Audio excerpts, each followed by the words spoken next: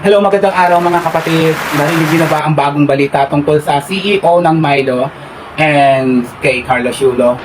Alam niyo po, ang decision po ng CEO ng Milo ay talagang napaka mabuti at may puso po. Bilib po ako sa CEO ng Milo kasi napapanood ko to kay Darman yung about sa pagpapakumbaba, yung mga CEO nagpapanggap, di ba? Para sa ikabubuti ng kanyang mga tao. Pinapanatili lang po ng CEO yung pagiging pagpakumbaba, makapamilya. Totoo po lahat ng mga sinasabi po nila about sa isang video na ibabahagi ko po sa inyo. Talagang po ako kasi makananay din po ako, makamagulang ako, although wala na po ang aking mga magulang, pero nandito pa rin po sa puso ko. Kay Carlos Yulo, wala akong masasabi against him kasi hindi ko naman siya kilala personally. Pero dapat nagpakumbaba siya kasi ang magulang natin yan. Sila ang nagluwal sa atin. Hindi ko po alam kay Carlos Yulo kung ano naging decision niya. Kasi sa limpak-limpak na salating natanggap niya at sa mga nagastos ng nanay niya na hindi niya alam, masasabi ko na hindi naman yung mabigat na kasalanan. Kasi magulang po natin yun eh.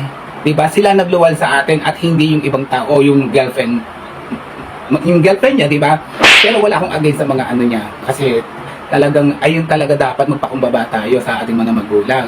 Miski anong sama niyan o buti niyan, kasi ayan ang totoong nagmamahal sa atin ang magulang natin, lalo na yung ina natin, diba mga kapatid? So panoorin po ninyo ang video ito. CEO ng Milo na brand nagsalita na sa pagtanggal nito kay Carlos Yulo bilang isang brand ambassador. Hindi bilang isang gold medal o gymnastics ang pagkamit sa isang tagumpay o milyong-milyong pera kundi ang pagpapatawad at pagtanaw ng utang na loob at pagiging isang makatao. Hindi usapan ng pera dito at ang milyones na nakuha ni Carlos Yulo at gold medal sa pagtanggal sa kanya bilang isang ambassador ng isang sikat na brand na palagi nating iniinom tuwing umaga na Milo.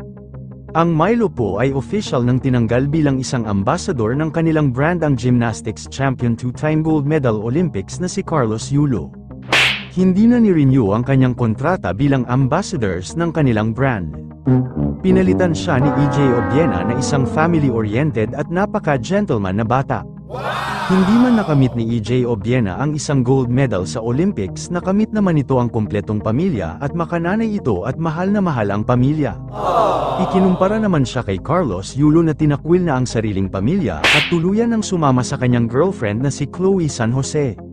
Sinabi nga ng tatay ni Carlos Yulo na hindi na nila kilala ang bata at napakatigas na ng puso nito. Hindi naman natin masisisi si Chloe sa desisyon niya na iwan ang kanyang pamilya. What? Dahil ninanakawan raw umano nito ang kinikita niya sa pagiging gymnastic.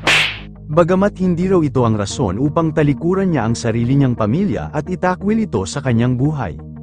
Ngayon ay kasalukuyan nang nagbebenta na lang sa live selling ang kanyang nanay na si Angelica Yulo. Nalulungkot nga ito dahil ang daming bogus buyer ang pinagtritripan lang siya sa live. Hiling niya na wag sana raw mag-mine kung hindi naman nila ito bibilhin dahil naghahanap buhay siya raw ng maayos. Ipinaliwanag din ni Doc Richard Mata ang dahilan kung bakit tinanggal bilang brand ambassador si Carlos Yulo ng Milo. Bakit hindi si Carlos Yulo? Netizens, nagtanong sa pagkilala ng Milo kay EJ Obiena. Ang sagot ay dahil alam ng Milo na ang bumibili ng Milo ay mga nanay hindi mga girlfriends. Hindi naman naiwasan ng netizens na mag-comment dito. Si EJ Obiena kasi nasa puso pa din niya ang respeto at paggalang pagmamahal sa magulang at yun ang ating kailangan ngayon lalong-lalo na sa mga kabataan. Dapat pa ding manatili ang kulturang Pilipino sa ating mga puso dahil doon tayo hinahangaan lalong-lalo na ng mga taga-ibang bansa. Kaya ang paggalang sa magulang ay dapat manatili sa ating puso at isipan. Mabuhay po kayo Milo Company. Say ng netizens na tamang desisyon ang ginawa ng CEO ng Milo na si Joseph Rupina.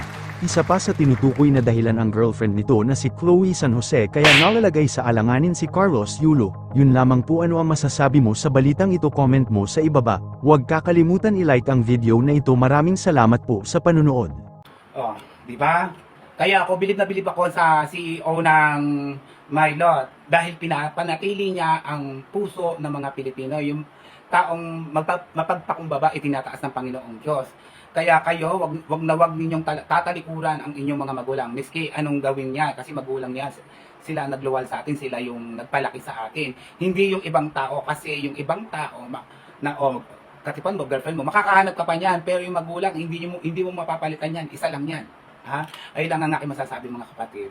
God bless and mabuhay na lagi ko sinasabi, sentro natin ang ating Panginoong Diyos sa ating buhay.